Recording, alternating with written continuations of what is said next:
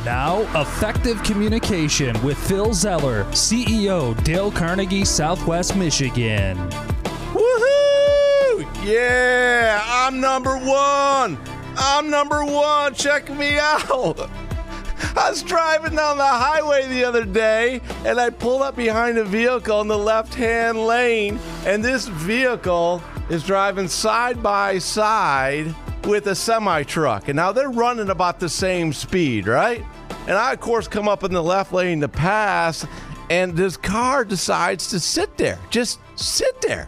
And now you've been there before. You're in the left lane, and you know, you're going past the signs on the side of the highway that basically said there's a left lane driving law in the state, in the country that I live, where I'm at. And it says, hey, if you're not passing, get over the right lane. And this dude is just cruising. I mean, he's just kicking it, cruising in the left-hand lane.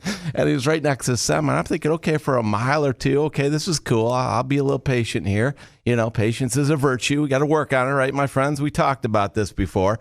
And so I'm sitting there in the left lane, and again, I'm ready to go. I'm ready to go a couple miles, 3 miles, 4 miles, 5 miles. Now I got about 10 cars backed up behind me in the left lane, think the same way as I am. We're ready to go around this guy in this semi-truck and get moving to where we got to be, right?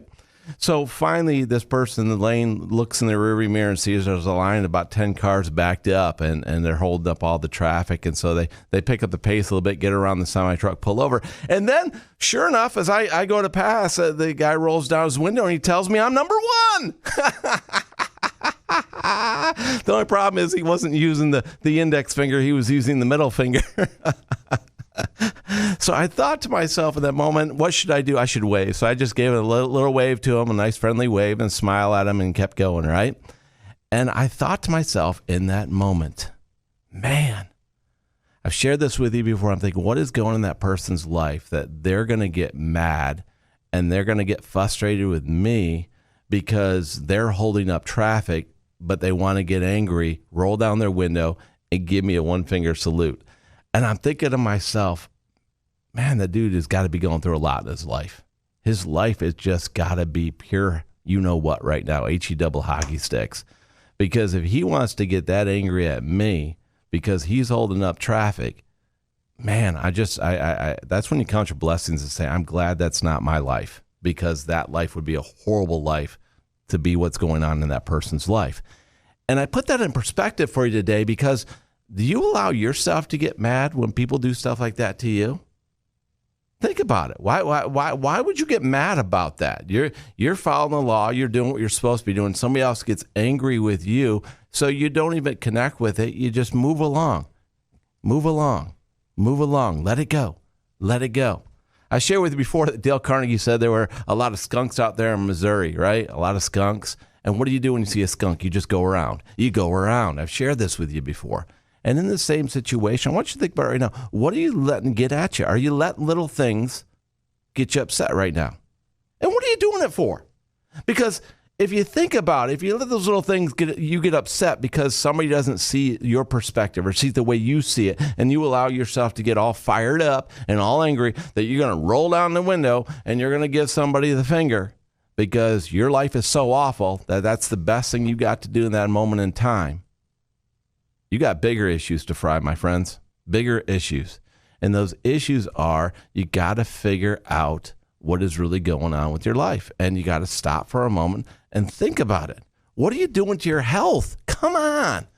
Number one cause of illness, stress, right? We know this. I've shared this with you before. You got to remind yourself of the exorbitant price you can pay for worry in terms of your health. That's a direct quote from Dale Carnegie himself in his research. So you don't want to put yourself in the hospital. You don't want to get yourself sick. So don't do that to yourself. So good litmus test for you. You want a good litmus test? Here's something you could do for yourself.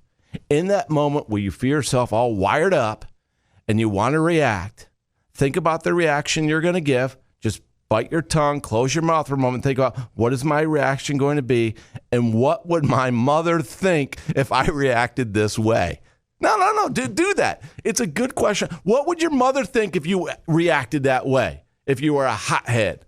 Or you just, your life is so bad you want to take it out on other people? Would your mom say, oh, yeah, bro, that's my boy? he's angry, he's hostile, he's taking everybody else. No, she won't. She'd be like, come on, please, I raised you better than that. That's what my mom always told me. I raised you better than that. So do better by yourself. Think about what would mom say in that moment, and don't allow yourself to overreact. It's just not worth it. We want you around, my friends. We want you healthy. We want you feeling good. And we need to get back to that intentional life that Dale Carnegie always talked about. That's where we're going, my friends. You owe it to yourself. Now go make it happen.